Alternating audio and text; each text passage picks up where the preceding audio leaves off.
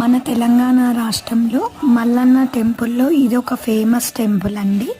ఇక్కడ నంది అయితే చాలా అందంగా ఉంది. నాకైతే ఈ టెంపుల్లో దేవుడిని దర్శనం చేసుకున్నాక నిజంగా శ్రీశైలంలో ఉన్న మల్లికార్జున స్వామి, భ్రమరాంబిక అమ్మవారిని గుర్తొచ్చారు. ఎందుకో తెలీదు, నాకు ఈ టెంపుల్లో స్వామివారిని చూడంగానే నాకు శ్రీశైలంలో ఉన్న లింగమే గుర్తొచ్చింది. తర్వాత ఇక్కడ రాముల వారు కూడా ఉన్నారు.